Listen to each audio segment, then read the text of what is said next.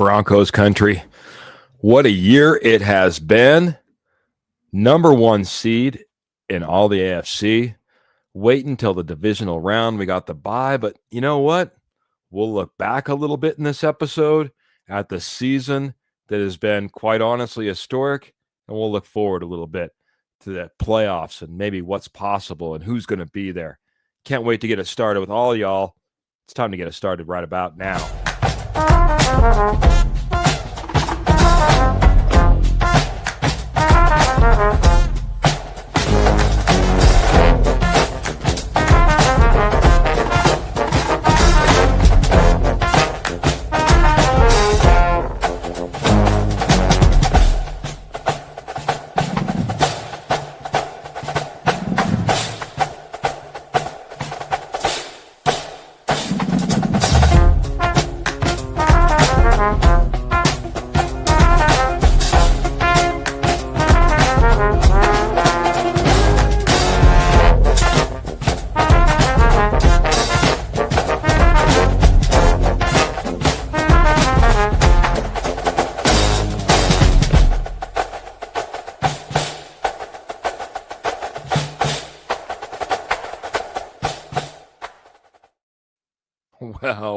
Well, welcome into the Denver Bronco Roundup podcast. We're brought to you by Rocky Mountain Sports Network.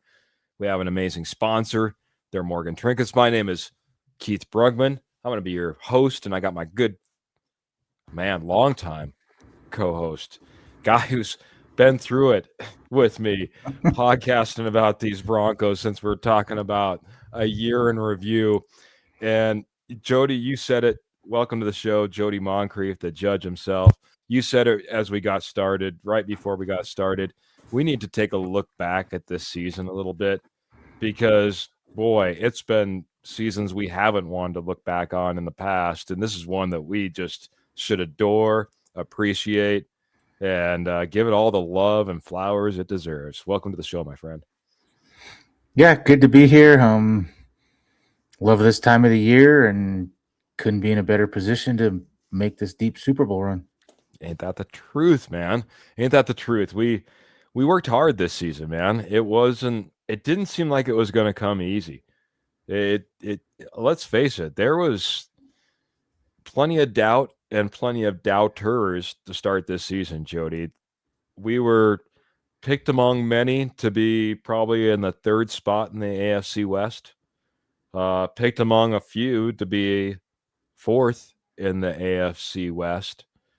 And I can't think of anybody nationally that came out and said, boy, watch out for these Broncos. They're going to take the AFC West by storm. They're going to take the number one seed.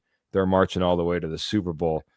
I might be wrong. There might be somebody out there. But I think even for us as fans, we had our own doubts. Us as podcasters, we had our own doubts, but boy, did they put a lot of them to bed, my friend. Yeah, that's what happens when you go on an 11-game win streak. Finish the season 14-3. But like you said, there's still a bunch of haters out there, and there are people that want to doubt, and that's fine. It doesn't really matter to me. You 14-3 is not a fluke, so. I try to tune those guys out because, I mean, that's their job to get people riled up and clickbait and different things, and they're not in tune with what really is going on. So, yeah, you got to drown out the noise sometimes, especially when it comes to national media. They're not in tune with what's going on with the Denver Broncos, whether it be compared to us as podcasters, but even you as fans out there, the national media sometimes can be a little bit off. Got to drown that out a little bit. But yeah, there was plenty of doubt. I want to ask you this, man. We start off, obviously, we beat the Titans, we lose to the Colts, we lose to the Chargers, and then we start winning. In your opinion, though, man, what was the turning point? I'd love to get the posse that's out there. I can see y'all out there with your emojis. Appreciate the likes and the loves out there. And the eyes as well. What was the turning point for you for this Denver Bronco team? When did you feel like, okay, they got something. We're heading in the right direction. I mean, to me, obviously, that Giants game stands out, I think, in a lot of people's minds. But I mean, we also beat the Eagles. You know what I mean? Early on, there's a lot of opportunities. When was it for you? Do you think that the Broncos made that turn, my friend?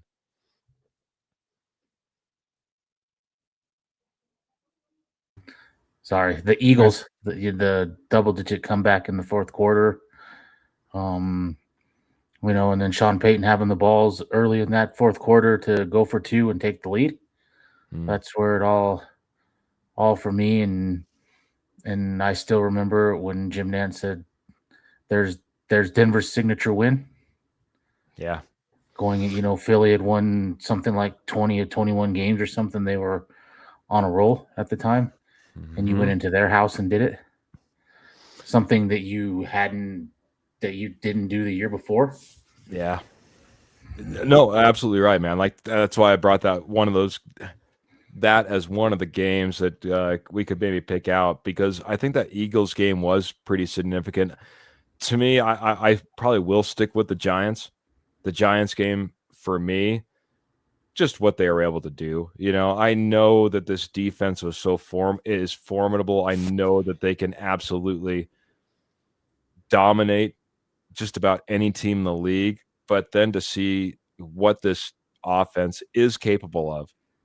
We'll talk about this last game just a little bit as well, because maybe they didn't show everything they were capable of. But in that Giants game, that was a remarkable comeback. And I just don't give it to the Giants and the way they maybe fell apart. I give it a lot to the Broncos, the way they played, and the possibilities there. I want to say hello to the posse real quick, if you don't mind, Jody, because we got some friends in here popping in, some posse members. We love to get to them all, and we try to get to them all. But it just seems like it's maybe a night of thoughts and prayers to begin with, because Roy Osborne's coming in and says, I'm just nervous. I'm just as nervous about our team as I am about tomorrow with my wife's heart surgery. I hate waiting rooms. Well, Roy, we just wanted to send our thoughts out to your wife. Hope she has a successful surgery, like we know that she will. She'll have the best doctors and the best care. And don't worry about the waiting room.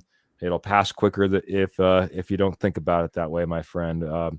Again, our thoughts are with you and with her as you kind of go through that tomorrow. I hate to hear that, my friend. Hope all turns out very, very well.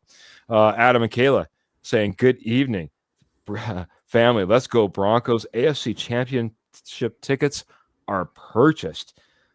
Good. It's gracious. Adam and Kayla, I love it. I love that you're going out there. And this is a good friend of mine from a long time ago, and I can't remember even the last time I talked to him. Carson Callister's coming in and saying, go Broncos, keep up the good work, and saying that to me. Jody does fantastic work as well. I appreciate you, man, very much. And no, I appreciate you jumping in here, saying hello, man. It's been too long. We need to catch up. I need to get it over on Facebook, trying to do that whole admin thing on the back end. But Michael Ronquillo usually comes in here with some stars. I'm just going to give him some love and appreciation. He's saying, good evening, Keith and Jody and Gobo Broncos, giving us those orange and blue hearts, giving us the mile high salute. And absolutely, I'll give you that mile high salute right back, especially after a season like this. All right. Have to do something when you are in the waiting room. Yeah, that's a good advice, man. Get yourself something to do while you're sitting there to pass the time. Just don't stare at the walls, my friend. It won't go any faster. Boiling water doesn't boil any faster if you stare at it. So, Jody, I thought I was going to get into some comments and maybe some other people talking about turnarounds for this team. What else do you want to talk about as far as this team and their march? Obviously, we can go through, what we've overcome as far as a salary cap, what we've overcome as far as a culture. There's a lot of things that we could end up talking about, but this team, to position themselves where they're at, I just think that we need to come in here and appreciate this Denver Broncos team so much, what they've done and where they're at. what else do we need to talk about in your mind about this team of 2025, 2026? I think we've talked a lot about a lot of that stuff. One thing I think that gets overlooked is a lot of people said Sean Payton was the third choice when we were in the hiring process. It was D'Amico D'Amico Ryans. Ryans and recently fired Jonathan Gannon ahead of him. I don't know how true that is because the owners will never publicly admit that if that is true or not. But they definitely made the right decision in going with Sean Payton. Has everything been perfect here? No, but you listen to these guys. He's a no nonsense, bring your lunch pail to work type guy. But that's what they needed after the circus and clown show of Nathaniel Hackett and then Russell Wilson and the having accommodations and the circus that he, we're talking about how many bathrooms he has at his house and, stuff like that to where we're at now. So that's what they needed. And I think it's been good. Like I said, not everything's been perfect, but no one is. And I think we ended up with the best coach in that cycle. And I'm for all the people that didn't want to trade a draft pick, like you reevaluate your thoughts on that now because, look at who our whatever we gave. What did we give up? A first round, second round? I don't remember. I think it was late first round pick. So, and what he's done, and he was the guy that went in and told billionaires eat almost $100 million in money to get rid of a quarterback. And I'm going to draft a quarterback. I've never really developed a rookie. I've never had to. A lot of questions. And to get this, and to stay pat and not move up and take the sixth quarterback in that draft and make it work is, you put a lot on the line. I mean, you don't become a billionaire losing hundreds of millions of dollars. So, but you do end up being successful if you listen to the right people. And what the nice thing is this ownership group brought in Sean Payton. They said, this is the guy. We're going to listen to him. He's the football guy. We're the Walmart guys. You know what I mean? And allowed him to take that lead. It was a leap of faith, in my opinion, to go out there and say, not only are we eating a Russell Wilson contract, but we're going to go out there, like you said, sit tight, take the quarterback that nobody thought had the ability to be where he's at in back-to-back years, leading this team to the playoffs. I mean, quite honestly, statistically speaking, you start looking at Bo Nix and you start putting him up against not only other quarterbacks that have been taken around him, but just quarterbacks that have played for the Denver Broncos in their entire history. And he stands among some of the best when it comes to statistics alone. Now, stats aren't going to get it done, Jody. We want a little bit more than just stats, obviously. There's a lot of work to do. A couple of things. Michael Ronquillo did drop 100 stars, and then Phil came in. He says, I'm not going to be shown up by Michael Ronquillo. No, good love between these guys. I know it. He says, good evening, Keith and the judge. Who do you want for our first game? This is one of the questions in our agenda. Why don't we just skip all the way around, and then I'm going to get back to Michael Ronquillo. Maybe we'll talk a little bit about that last game as well. But we end up taking care of the Chargers, get that AFC number 1 seed. It lines us up for some possibilities. We got the Texans, the Steelers, the Bills, or the Chargers that we could match up against. First off, who do you want? And then I'll get to give me who do you want, and one, who do you not want out of those 4, Jody? We'll answer Phil's question right here. I want the winner of the Pittsburgh-Houston game. And it's really for one reason, whoever we get. CJ Stroud, he's looked horrible, and I really noticed it when they lost to the Chargers a few weeks ago. When you blitz him and you put pressure on him, he he does not look good against that. When you give him time to sit in the pocket, he looks fine. But you blitz him and put pressure on him, he makes a lot of bad decisions. And Aaron Rodgers, he's 42. He's not running away. He's not running or whatever he is. He's not running away from anyone. And yes, he gets the ball out quick and some different things, but you start pressuring him and that type of thing. He's not running away. He's not very mobile back there at his age now. So those are the two that I want for sure.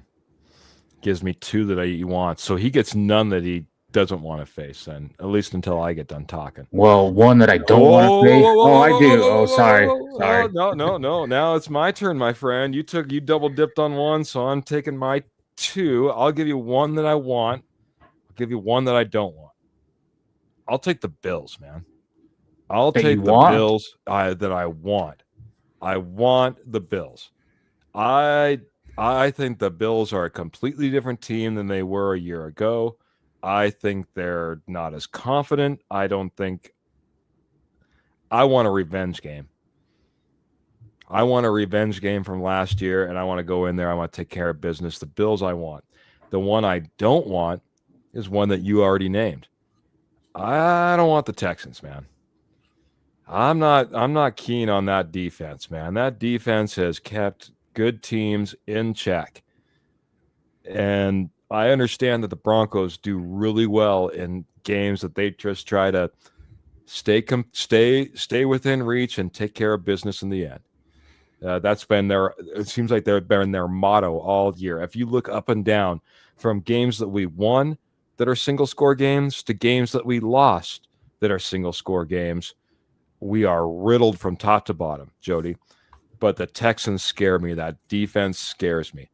If they get anything going on offense, that Texans defense can take care of business, and that scares me. So I don't want the Texans, but I do want a revenge game against the Bills, man.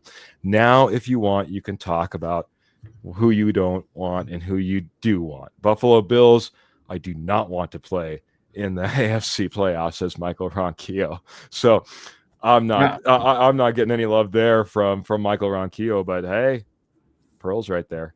Totally agree. I'm the same way with Michael for the simple reason. Really, there's two reasons. If Josh Allen's ankle is healthy, he's Superman and he can do incredible things, and he's so that's one. And two, we watched it firsthand. James Cook run all over this team last year. And I think this is a better version of their run game this year, because they have to be, and that is something that really worries me because it can nullify some things we do on defense, blitzing and getting after the passer and stuff. So that's two things. Until Denver can show that they're two major additions this offseason, Dre Greenlaw and Hufanga, can help shut down that run. Or this offense can get you a lead where you can force Buffalo out of running the ball. True. Because their playmakers and weapons don't scare me, but it's the run game that, they could run it 15, 20 times or, say 10, 15 times on one series and move it right down the field. That's the kind of run game they have. I hear you, my friend. I hear you. But they're coming into Denver, and they're not anywhere near what they were as far as the games that they've won this year, the losses that they take. And this is a team that lost to Miami. So I mean, if they had some bad losses. They had some bad losses. They had a stretch where they just looked like poopity, my friend. And I don't think this team is nearly as confident as what they would, especially in a year. You would think that Buffalo would just be right there at the top, just knocking on the door, really should be almost in our seat when you don't have the Chiefs in there. You don't have the Bengals in there. You don't have the Ravens in there. This is like what the Buffalo Bill fans, best dream could have possibly been. But they're scrapping near the bottom, trying to get into the playoffs in the final weeks. I mean, I don't think this team, and that's where I just would like to take care of business, beat them, and do it at home, and prove that last year we've moved on from that. We're a different team. The other team I was just going to say really quick, I agree with you on. Steelers is a team that I wouldn't mind matching up against in that first round as well. Michael Ronquillo is also keen on matching up against the Pittsburgh Steelers in that first round as well. I'll let you talk, and then we're going to get to a couple more questions. Also with Buffalo, I wouldn't. I lost my train of thought. I'm so sorry. Go ahead, and I'll think of it in a second. It's all right. Pearl's coming in and saying Josh Allen is good, but his O-line hasn't been great for him this year. You remember? I remember. If they get by Jacksonville, I think they may get a little beat up. Jacksonville's, they're playing incredibly well on both sides of the ball, and that's going to be a fight. Whoever wins that, it's not going to be in my opinion, I don't think it's going to be a Panthers-Rams game, kind of a blowout. Whoever wins that game they're going to know that they played 4 quarters of football. So, ain't that the truth? And I would like to know how healthy. He was noticeably limping in the Eagles game. He didn't. He took the first snap to keep his start streak alive, but he didn't play last week. Nope. Was that enough time to get him healthy, or is he truly banged up? Because even if you watch the Ravens, Lamar missed all those games and came back, and you could tell he was still not right. So is Josh Allen that hurt? Yeah. And that's why, and we didn't, and none of us mentioned it, but that's why I think the Chargers are a wild card team, because how hurt is Justin Herbert? He was getting hit left and right versus versus Houston. His hands still messed up. That O-line's not good. So that's another team. They got good coaching and different things, but that's something I think Denver can expose that O-line as well. So, yeah. But like someone said, it doesn't, to me, you can run all the teams in your mind. It doesn't really matter to me. There's not a team that I can't talk myself into beating, but there's also teams that I can say this is why they'll beat us. Yeah. This doesn't happen. So, yeah, at this point, a lot of these teams are just going to be legit. Let's just put it that way. That's the easiest way to put it. They're going to come in there. They have their own weapons. There's a reason that they're sitting in this seat as well, playing past the regular season. Hitting those comments. Michael came in, and we could talk a little bit about this last game, because first off, he says after the game, cornerback for the Chargers, Tony Jefferson, said that the Broncos suck. And then I have another good friend that came in here. I would say, if I can find it in here. Oh my goodness, you guys are just blowing up the comments this evening. Good evening, or good day, Keith and Jody. What do you think about the coaching scuttle will do for the playoffs? What about next season?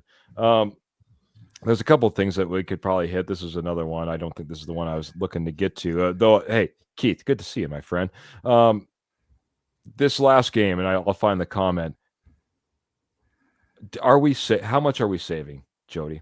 I know that we've talked about this a couple times, but this is a question in here as well, or a comment. That a lot of people feel that we put a vanilla game plan out there versus the Chargers, and that we're holding a little bit back. How much do you think of that is true? How much do you think that we still have on the call sheet? That was Michael Ronquillo that came in with that one. I think Sean Payton is waiting for the NFL playoffs to open up that playbook. What are your thoughts around that, man? Did we play a vanilla game? Did we play a tough team that was matched up well against us in the 3 prior contests? And even though there was some backups out there, they still gave us their all. What are your thoughts around that last game of the season? I think for the last 2 weeks they've kind of went with a vanilla game plan because of who was at the quarterback position and who was not on the field for both teams. If you go to the Chiefs game, I mean, 20-13 doesn't look like it was like you were. It probably looks like you were in a dogfight the whole game. Mm. But you had, I think, 4 8+ minute drives in that game. That happens in the playoffs. You're going to be in a lot. You're going to be in the game regardless. I mean, you held them to 139 total yards. You did what you needed to do against them and didn't show very much. Were there things left on the field that need cleaned up? Yeah, Cortland Sutton in one drive dropped 2 different passes that probably were touchdowns. And we need to score touchdowns when we're in the red zone, not field goals.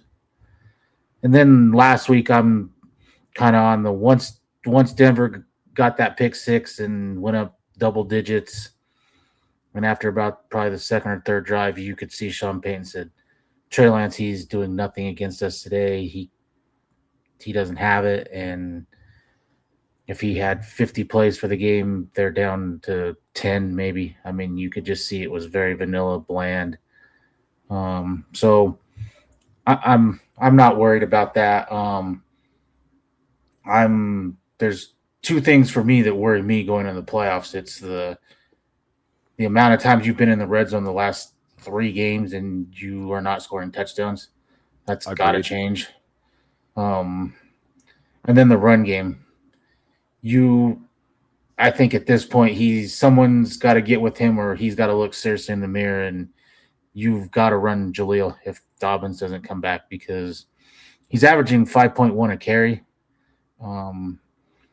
If he gets you 5.1 in the playoff game and he's getting 15 to 20 carries, you're gonna have a chance to win. So yeah.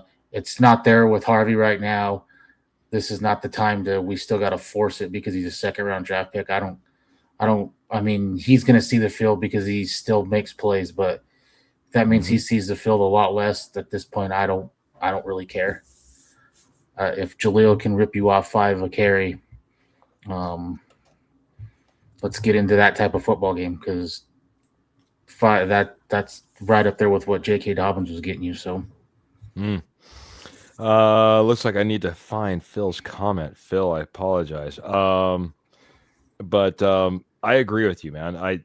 I'm a big fan of RJ Harvey. I think that he has a great future for the Denver Broncos. While you're looking for that comment, yes, sir. He reminds me a lot of what I've said with Nick. Sean Payton is ingrained in Nick so much. Don't take sacks. That sometimes he bails too early. He doesn't stay on progressions because he's so worried about the sack. I think Harvey's the same way. Sean Payton, after that first game where he was just bounce outside, that they've ingrained so much. You got to run between the tackles, that he's not playing, if this makes sense, football freely, where the hole in the middle is not there. I can bounce and go, but he's so scared to bounce now because we're focused on running in the middle, and you can see sometimes he's running into guys. He's not letting things develop. It's just something that he's going to have to work on, because if you watch his college tape, it was a lot of bounce it outside and he could outrun guys, and he made big plays that way, where we've seen it multiple times. He tries to bounce it and he's tackled in the backfield. So, well, the speed's a little different in the NFL, Jody. The speed's a little different. And what was possible when you're, tearing it up in UCF, down there at UCF, is a little different once you get into the pro game and you're talking about the best. And yeah, RJ Harvey has had a little bit of learning. Phil's comment plays right into what we're talking about, man. He says, I would feel a lot better about the playoffs if we had a good running game. He says, quite honestly, that worries me. And I'm like I said, the path I was going there, RJ Harvey, love him, appreciate him, think he's going to be a big part going down the road for this team. He is right up there with a rookie of the year type of statistics, but there's parts of his game that need to be developed still. And if you're out there and you have a hot hand, like we've seen with Jaleel McLaughlin, it's the playoffs. It's the playoffs. There is no next week. If you lose, you go home. So it's not the time, like you said, to try to develop your second round pick to, have faith in a guy that he's going to be able to turn around what he did the last couple of weeks. Yeah, if RJ Harvey's that guy, RJ Harvey. Heck, if Tyler Bidet is that guy, I don't care. You ride Tyler Bidet. He gets out there, he gets 3 carries, and he goes for 21 yards, 7 a pop. Let's keep handing it to him until it doesn't work. I'm okay with whoever it is because you're right, man. We saw a comment up here a little bit earlier. Defense wins championships, and that's why the Denver Broncos have a great chance. Well, a running game sure helps as well, especially when you get into these cold games. These winter games, and let's face it, we got the number 1 seed. There's certainly a possibility, well, if winter ever comes, the way it usually does, Jody, that we won't be playing in 68-degree weather. We'll be playing in 28-degree weather, and you want that run game. Good evening to Karen as well. Good to see you, Karen, and I'll turn it back over to you, man. I rambled for a second. For me, it's not that I don't trust the run game itself. It's I don't trust the guy calling the plays to run the football. I mean, and I go back to last year's. You run down the Chargers' throat the first drive of the game, and then you just abandon the run. You run for 70-some yards the first drive against the Chargers last week, and then you only have 40 the rest of the game because you basically go away from it. That's the type of that's where I wish that and maybe he's saving all the good running plays for the playoffs. Since he's saving the playbook a little bit, like playing at vanilla, he's keeping all the running plays. I mean, if you and I and everyone else can see that Jaleel right now is the hot running back and the running back that's the better of the two. Sean Payton's got to be able to, but you can go back to last year. I mean, Estime was finding his footing and starting to get on a roll a little bit, and you just don't dress him for the playoff game for a guy that hadn't played in like 15 weeks, and then don't play him. Yeah.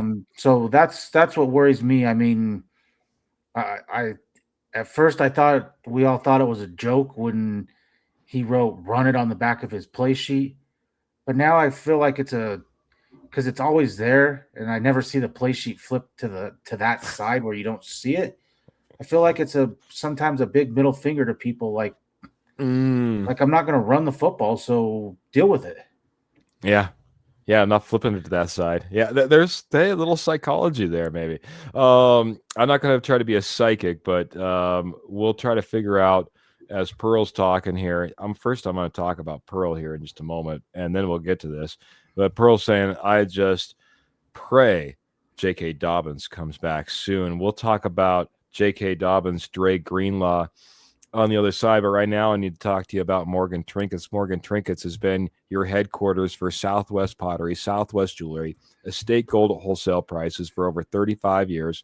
They were once a nationwide company. Now they hang out in your backyard, Broncos country, northern Colorado, southern Wyoming. They do shows all year long. Winters maybe a little bit lighter, but don't worry. I have great ways you can get a hold of them.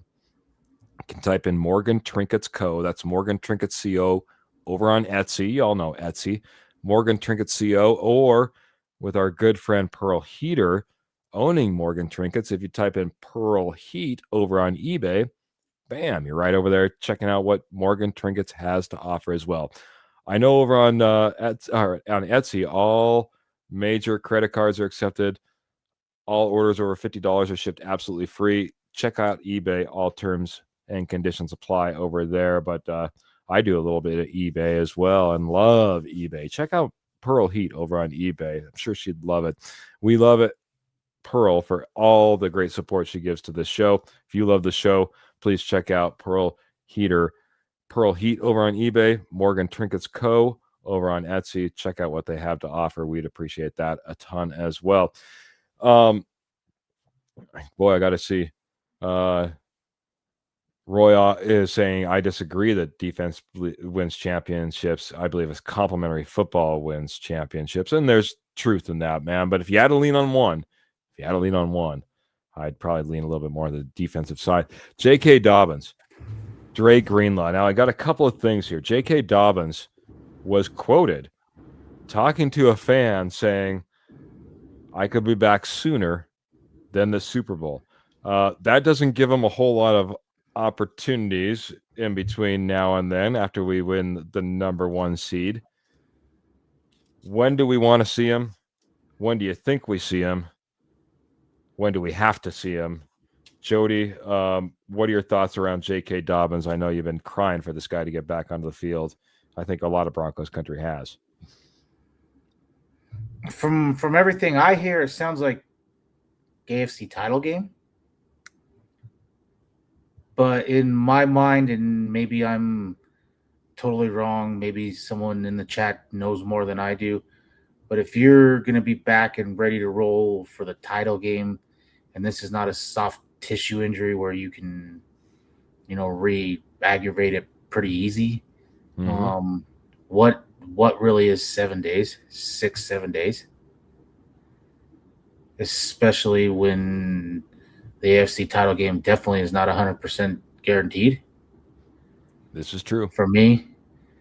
And especially whether he comes back to this first game, divisional round, or title game, I think he's going to be on a pitch count or snap count. So, yeah.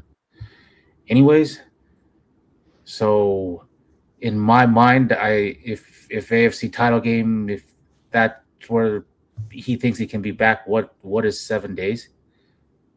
Really? Yeah, that's fair. For me, but maybe I'm totally wrong. Maybe those 7 days are, the make or break. I don't know. I'm not sure on that. But if I had to guess, for me, it's probably AFC title game. Yeah, AFC championship. That's probably where I put my money as well. The one that maybe, and I hope the Dobbins gets back, but at least we do have running backs, and we can hopefully fill in with what we have. I think J.K. Dobbins, like a lot of people are talking about, is the best running back for the Broncos offense before his injury, says Michael Ronquillo. I think most of us would absolutely agree with that. AFC championship is what Michael's also saying for him as well. And we got Patrick Wilsey coming in and saying, aloha, boys. Good to see you, Patrick. My good friends over there at Lion Coffee, always getting you taken care of. Check out lioncoffee.com. Here's my best Vanna White. Ooh. How wonderful. No, check out lioncoffee.com. Love my Lion Coffee. Starts off my day every single day, lioncoffee.com. I think I said this a few weeks ago, but if Dobbins is ready enough that the coaches feel they can put him on the field, I mean, this sounds cruel or whatever, but this is just the nature of the beast. Does Sean Payton really care if he goes out there and gets half a game from him and he gets hurt again? Really? I mean, he's already hurt anyway, so whatever you get out of him is better than nothing. So, I mean, I don't know how Denver feels, but I don't really have a great feeling that he's going to be back unless it's on a very, very, very cheap deal. So, I mean, what are you saving him for? I mean, now if this was Bo Nix or somebody else, Pat Surtain or something, I'm not rushing him back. You've got 10, 15 more seasons with him, but yeah. What do you have with Dobbins? That's fair, man. Maybe, and like you said, questions of whether we should bring him back from Dan, especially with his injury history. Honestly, I think you're right in your thinking a lot of ways here. Get what you can out of him this year.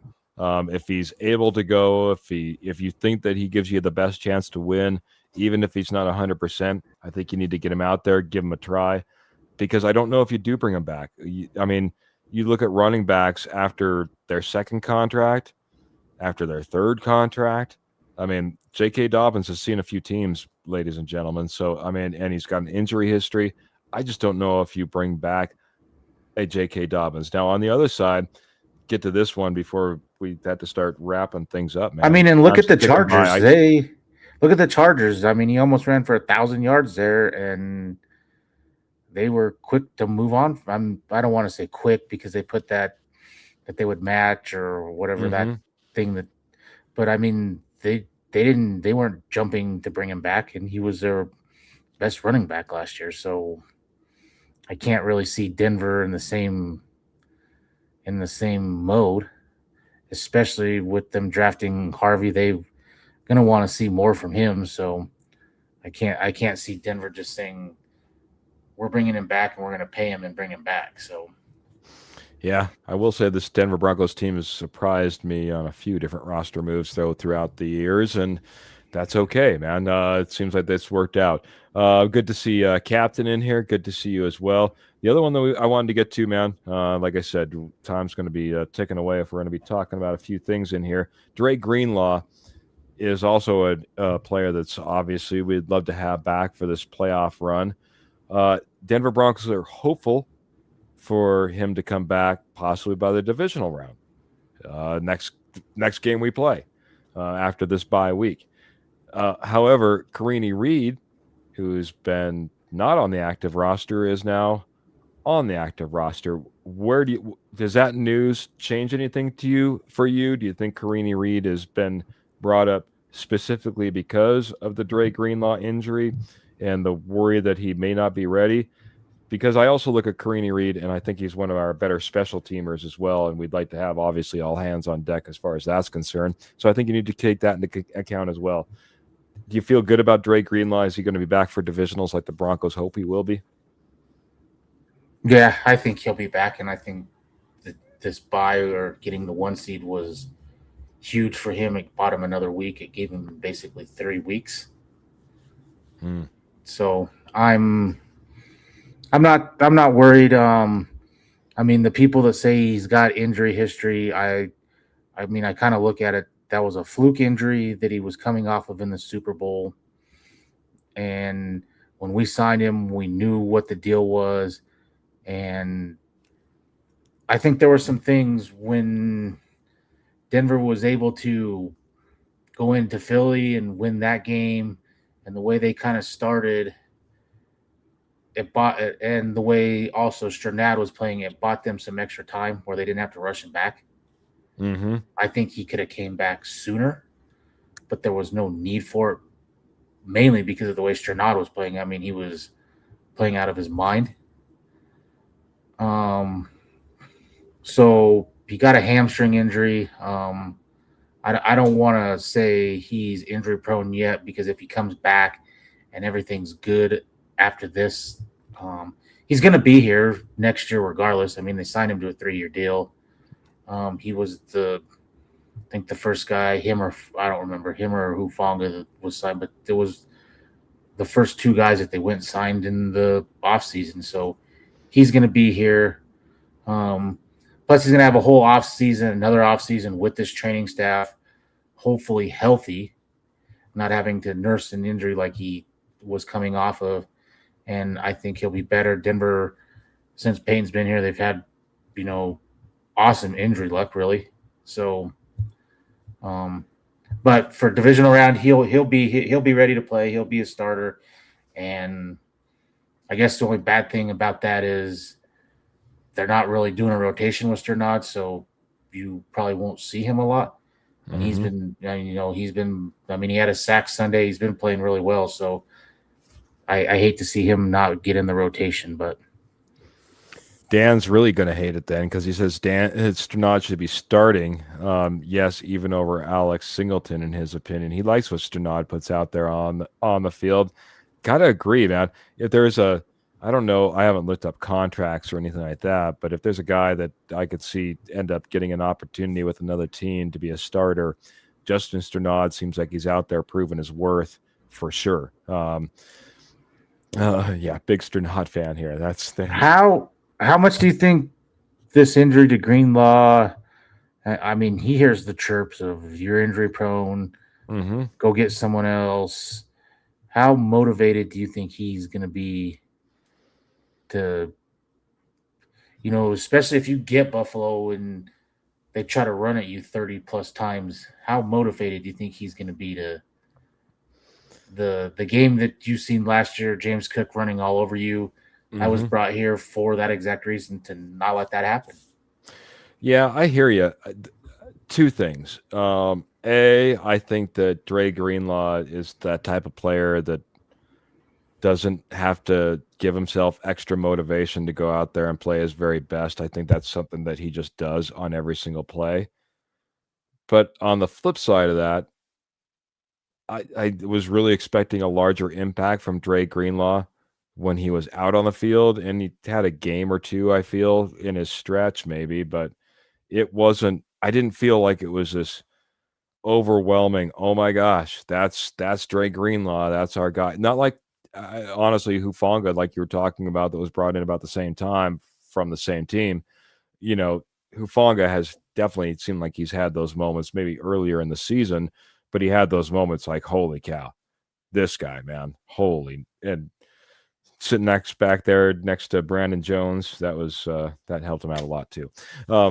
I think, and that's where I think he'll be motivated just for like you said. I mean, he had that game when he first came back in limited snaps. He had like 12 tackles and was all over the field, and then it was just kind of, he was out there, but there was nothing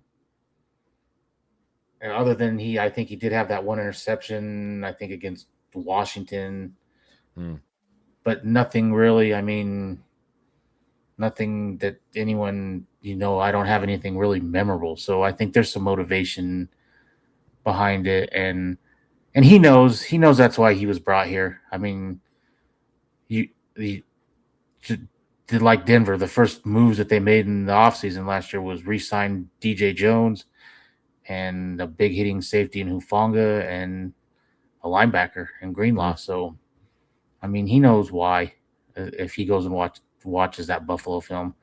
And it'll get shown if that's who you get in the first round. So that'll be extra motivation for him to see that. So I usually don't bring up other podcasters, but I got to bring up this comment. I got to figure out I got to reach out to my good friend Lance Sanderson over on MHH and figure out maybe if he's all right. Do a little wellness checks. He's saying that we should, if we have to, we pay JFM, let Riley Moss go. I don't think I would take up on that plan, man. I love John Franklin Myers. I think that he does have an impact, but boy, I think you're playing with fire if you start messing with that secondary. I know that Riley Moss has got picked on and he's got his flags, but this is also the guy that stayed stride for stride with Xavier Worthy, and if he would have turned his head around, he wouldn't have gotten that flag. Keep that in mind as well. There's not a whole lot of cornerbacks out there that I would line up on Xavier Worthy and just say, okay, just go stride for stride with this guy. Riley Moss is a guy that can do that. Yeah, I'm in agreement with you. I said that at the beginning of the season, I wanted Franklin Myers paid, and I wanted him here, but I'm not letting Riley Moss go. I mean, he gets a lot of grief for some of these big PI calls. Yeah, some of them were bad, but there were some that were just straight. They're just throwing it because of a reputation that were bad calls. And they've seemed to have gone away since he kind of went to the practicing with boxing gloves and some different things. I haven't seen as many. I mean, he did get the one against Green Bay, which I thought was a horrendous call. Correct. You know, but I think he's been playing really well as of late. So yeah, I don't agree with that. The one thing that I will say I did when we drafted Jahdae Barron, I said you can see the writing on the wall for McMillan. I was dead wrong on that. I mean, to be honest, Pat Surtain is Pat Surtain, but to be honest, he's probably been your most impactful corner back there all year and been healthy. Yeah. I mean, I think he's got more picks than Pat Surtain. I mean, he blitzes off the edge when needed and makes big sacks like he did against Kansas City. Hasn't got exposed. Right. That's the guy that Jahdae Barron can sit and learn some more. And that's the guy I'm keeping around. I'm not letting – because we've seen last year, if you think Riley Moss or whoever is playing bad at corner, go watch Levi Wallace last year against Jerry Jeudy. And then let's complain about one bad PI call. Yep. A lot of no's on maybe getting rid of Riley Moss. We ain't got that much time left, my friend. I seen one question of who do you think we will get in the next round of the playoffs? Texans, Steelers, Bills, or Chargers? Let me just ask you this: do Bills beat the Jaguars? Yeah, and I just have a gut feeling that that's who we're going to get. Bills. That's your gut feeling as Bills? That's my gut feeling. So, see, I'd probably say gut feeling for me would probably be the Steelers. I could see the Steelers coming to town. So that's probably where I'm going to go. That's our gut feeling. Quite honestly, Jody, I was going to try to find one other comment that I saw in here, but what a year, you know. Again, I don't think most of us thought this was possible. This has been an incredible run that has not ended. We've got the number 1 seed. We've proven, in my opinion, so much, especially in this highly competitive AFC West division, you know, and things are looking bright. Now, as Sean said to Bo Nix, if he has another game like he did with the Las Vegas Raiders, maybe he only has 2 years here, but Sean Payton otherwise said he'd like to be here for 6-7 years with Bo Nix at his side. Future looks bright for this Broncos franchise, and I just cannot. I mean, it'll be great to sit back and watch what plays out and who we're going to match up against, and really get a chance to maybe see that team and watch that team, like, because we're all usually watching our Broncos instead.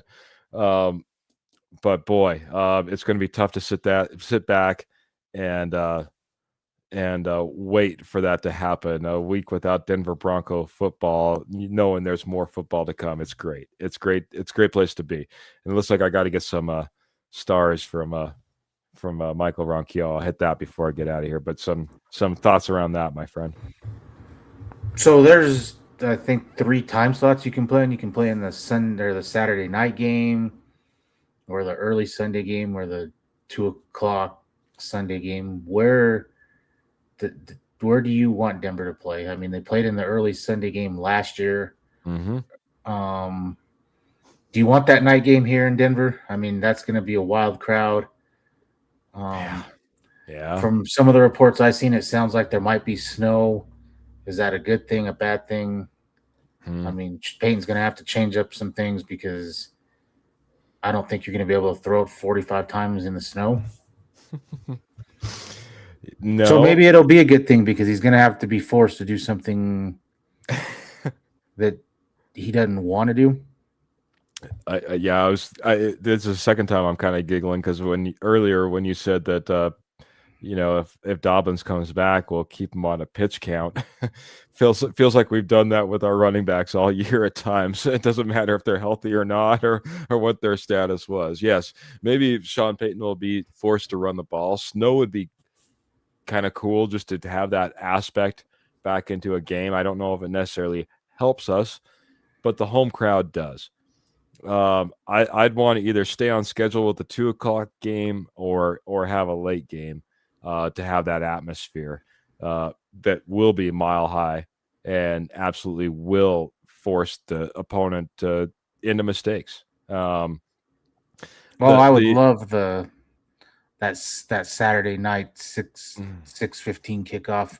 mm-hmm. Denver does a little, up tempo, and you're already breathing because it's cold outside, and then the altitude along with it, and you can't shuffle guys in and out on defense. Hands Everything on you can, hips. I don't use it to your advantage. Yep. That's what I want to see. And like you said, just for the watching it on TV, I think night games are awesome, and That so atmosphere. that's what I would love to see. So if whatever that means, I don't know what team that has to be to get there. I haven't looked into that, but Yeah, I'll have to take a look into all that as well. Michael I don't Ronquillo's. think I don't think it can be Houston Pittsburgh because I think that's a Monday night game. So if I Gotcha. remember right, so I don't. So it may either be Buffalo or the Chargers. Whew, there you are, man. We'll dig all into that more as the week goes on. Broncos waited too long to pay John Franklin Myers, says Michael Ronquillo. I don't know what'll be possible at the end of the season. I know that we have a lot of contracts up. I know that we have a lot more money coming towards us.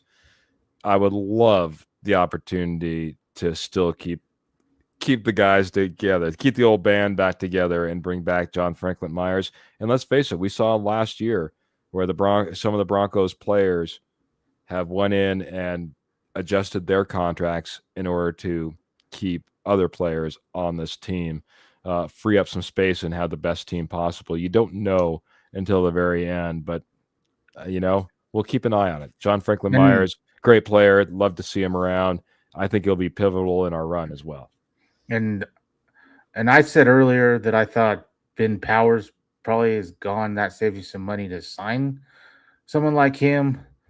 And I thought that way for a while, the way Alex Pacheski was playing. But then the last few games, he was not good. He was definitely not good in the Chiefs game.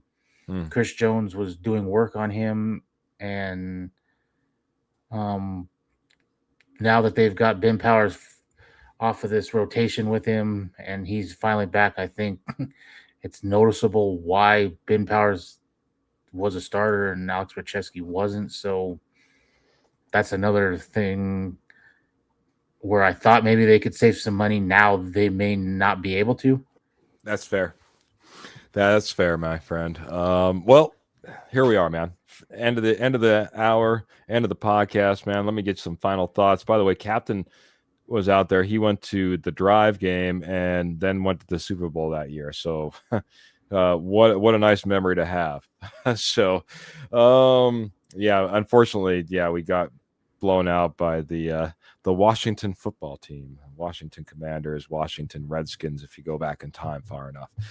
Jody, final thoughts, man. That was a tough game to watch. Thanks a lot, Captain. I bring that up right at the end, man. No, let's talk about 97 and 98. I'm just kidding. Jody, final thoughts. We got to get out of here, my friend. Enjoy this bye week. Get healthy.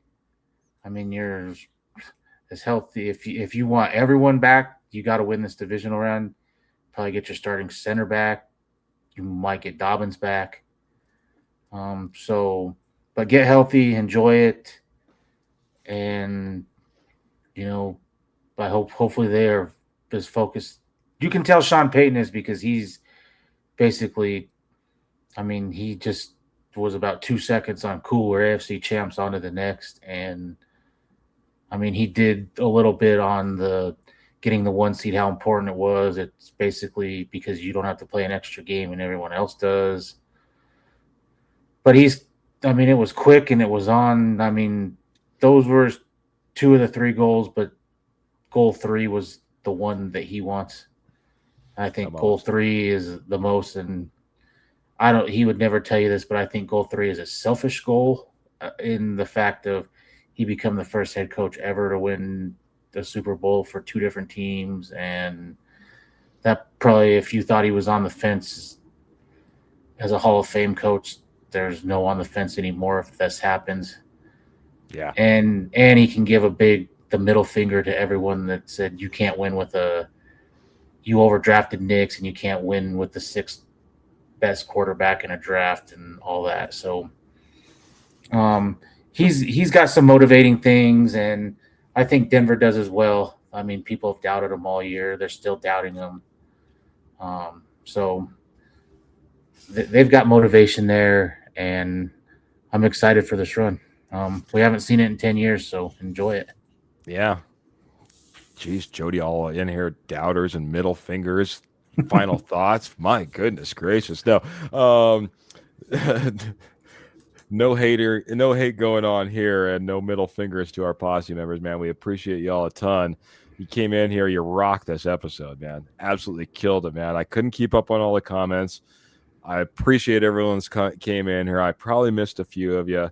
Michael Ronquillo's just final thoughts. We're not playing this weekend, but the Broncos will practice on Friday and Saturday. Michael Ronquillo, thanks for the stars as well.